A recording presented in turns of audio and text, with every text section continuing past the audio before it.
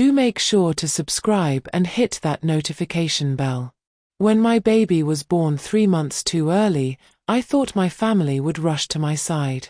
I thought they would hold my hand through the beeping monitors, the endless nights in the NICU, the sterile smell of sanitizer that clung to my skin. I thought wrong. Instead of comfort, I got silence. My aunt replied to my desperate group message, "We're in the NICU. Please pray." With vacation photos from Hawaii. Palms, cocktails, and smiles. That was her answer to my baby fighting for life. Nobody visited. Not once. 30 days passed. 30 nights of coffee in styrofoam cups and prayers whispered into hospital ceilings.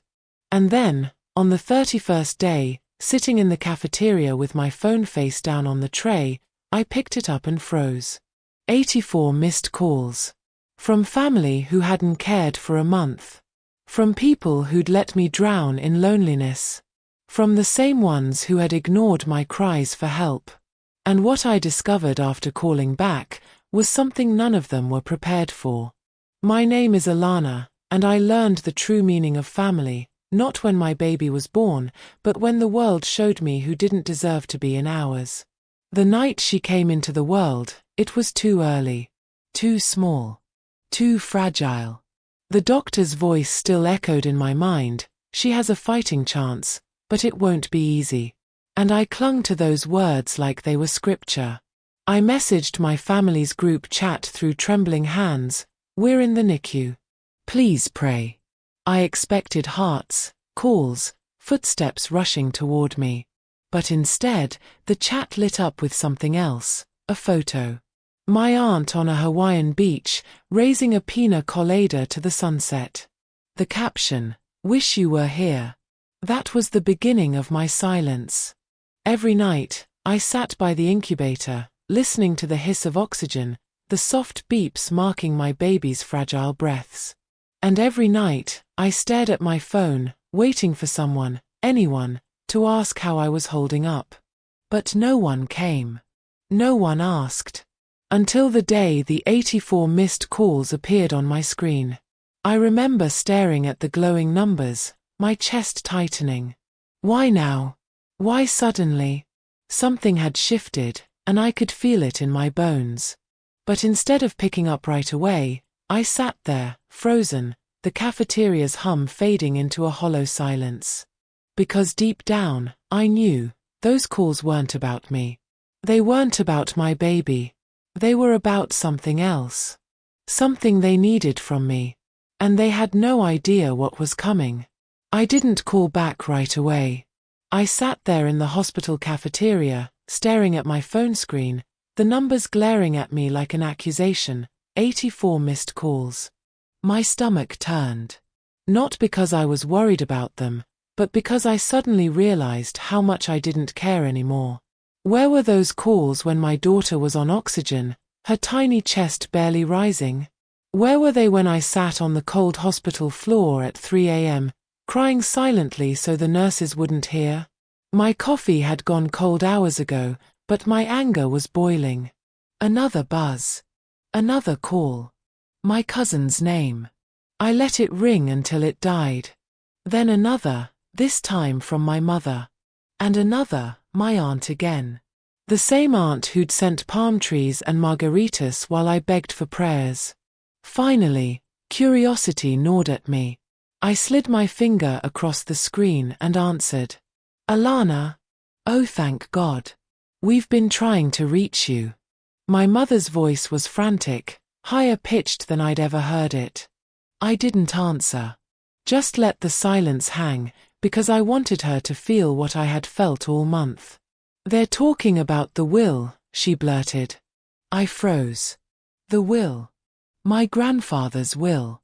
The same man who had built his small trucking company into a nationwide logistics empire before he died 2 weeks ago. A man who once told me quietly, "Don't worry, Alana. I see how they treat you. And I'll make sure you and your baby are taken care of." I hadn't been able to go to the funeral. My daughter's condition made it impossible to leave the hospital. None of them bothered to update me. And now, suddenly, 84 calls in one day. Not out of love. Not out of concern. Money. I gripped the edge of the cafeteria table so hard my knuckles turned white. And what exactly does that have to do with me? I asked slowly. The silence on the other end told me everything. The line crackled as my mother finally found her words. Alana, you were named in the will. I blinked, my throat tightening. What? They read it today, she stammered. And you're not going to believe this. I sat frozen in the cafeteria chair, the hum of vending machines behind me. Nurses passed by with clipboards, laughter echoing faintly from the corridor. It was so ordinary around me, but my world tilted sideways. Me. In the will. For years, I had been the forgotten one. The single mother. The burden. The one who chose the wrong path, as they liked to remind me. When I announced my pregnancy, the whispers turned into daggers. She's ruining her life. She'll never amount to anything. And yet, my grandfather, quiet, stern, but always watching, had seen me. Alana, my mother's voice cracked. He left you, everything. The words punched through me, sharp as glass. Everything. The empire. The trucking business. The real estate. The stocks. The liquid accounts. My mother went on, breathless now, desperate to control the story. You need to come to the lawyer's office right away. Everyone's waiting. They're furious, but maybe we can work something out if you... I laughed. It slipped out before I could stop it. A bitter, humorless laugh that startled even me. Work something out. Where were they when my baby was hooked to machines? When I lived off cafeteria sandwiches and wore the same hoodie for days because I couldn't leave her side? They didn't visit, didn't pray, didn't care.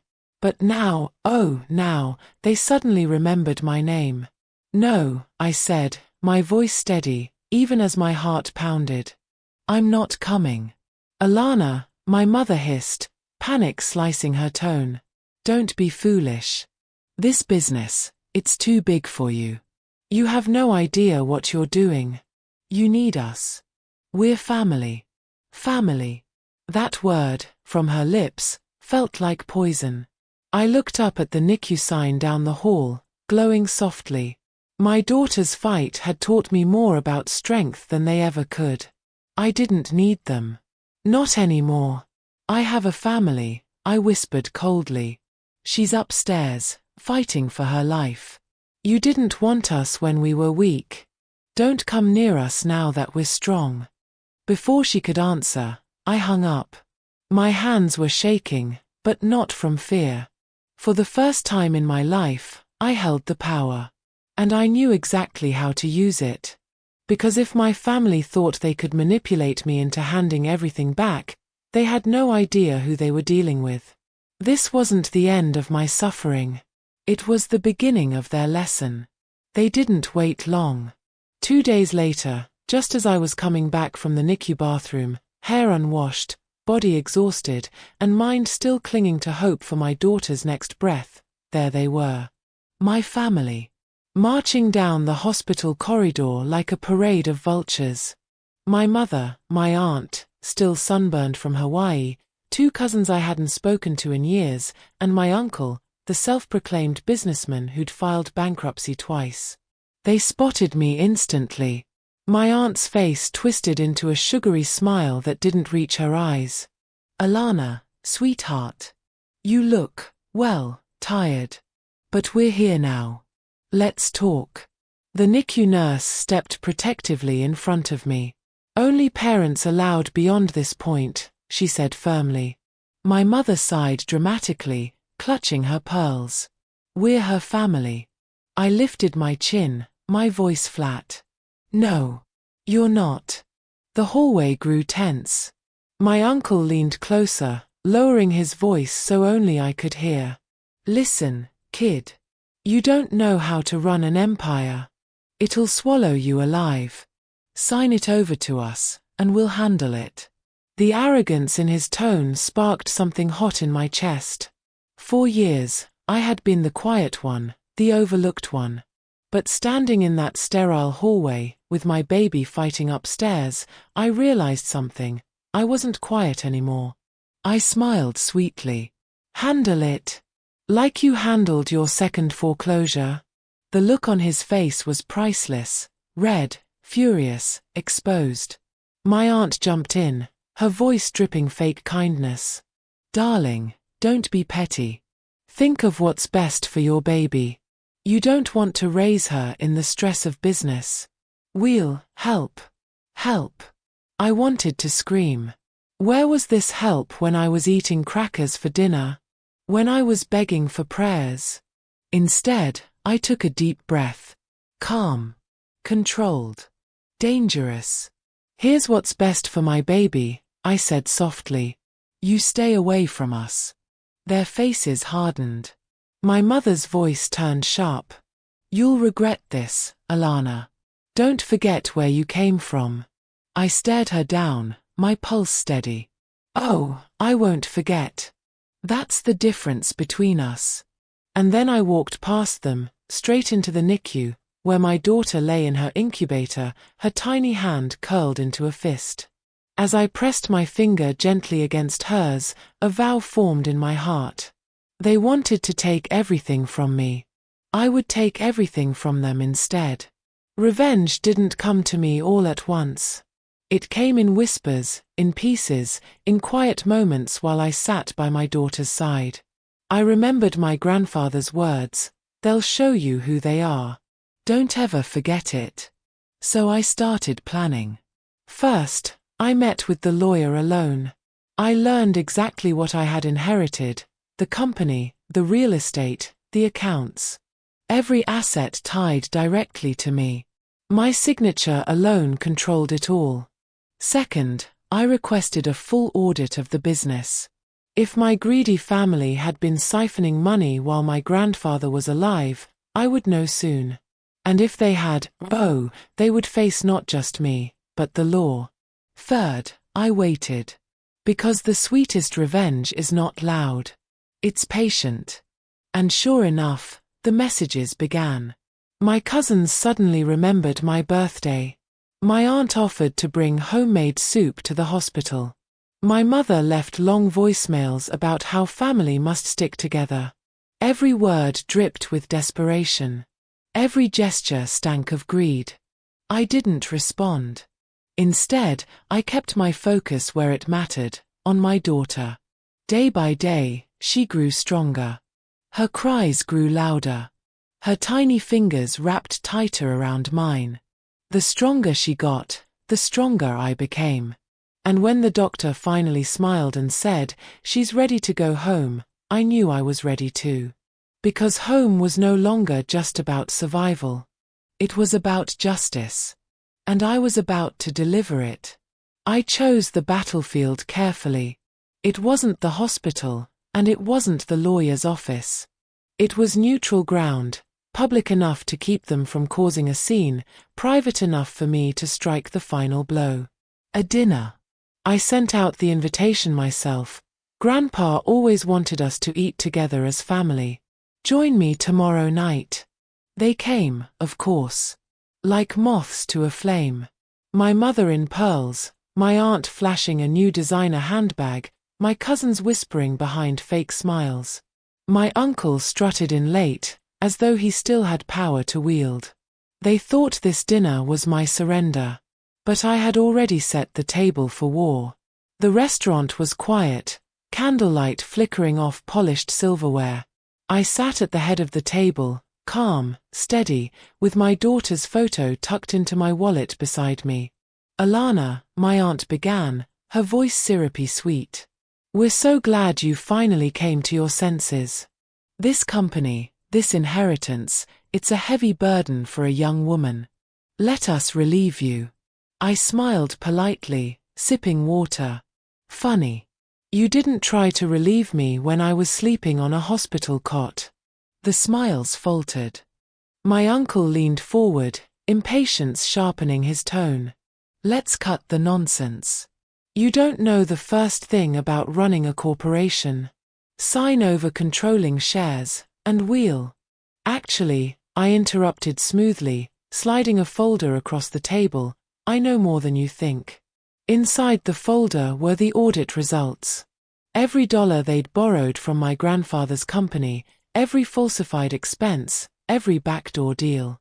Their signatures littered the pages like fingerprints at a crime scene. They paled as they flipped through it. I didn't raise my voice. I didn't need to. My words cut clean. This isn't just greed. It's fraud. Which means jail time. The silence was thick enough to choke on. My mother tried to recover, her voice trembling. Alana, darling, surely you wouldn't. Wouldn't what? I asked, my smile razor sharp. Hold you accountable? The way none of you held me when I needed you? They looked at me then, not as the forgotten girl, not as the struggling single mother, but as something else. Something they hadn't expected. Power. I leaned back in my chair, letting the tension stretch. You have two choices. 1. I file this with the authorities tomorrow morning. 2. You walk away quietly, never contact me again, and live with the knowledge that I own the empire you tried to steal. The table was silent. My aunt's hand trembled as she set down her fork. My uncle's jaw clenched, fury boiling behind his eyes. Finally, my mother whispered, "You've changed." I met her gaze without flinching. "No. I just stopped letting you break me." And then I stood, leaving them all frozen in their seats as I walked away, head high, step steady, my daughter's photo burning like fire in my pocket. That night, as I tucked my baby into her crib at home for the first time, I kissed her forehead and whispered, "We did it. They'll never hurt us again."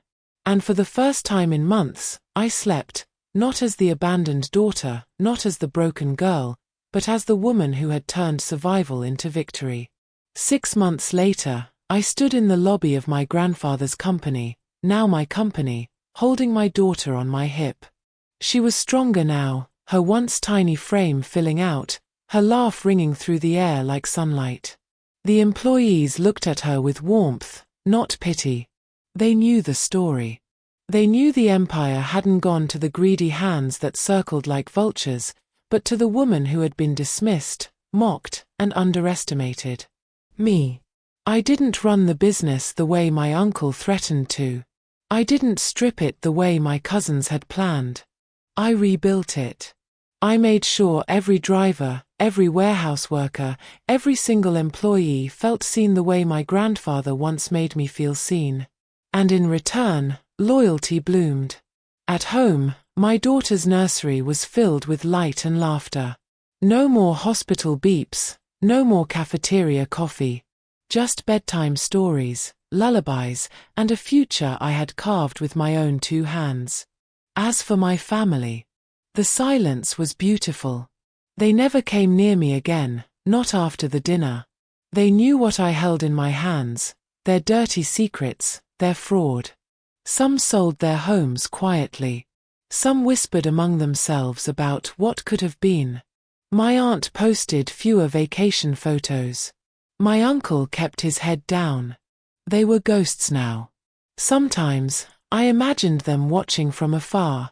Watching me step out of black cars in front of the company building.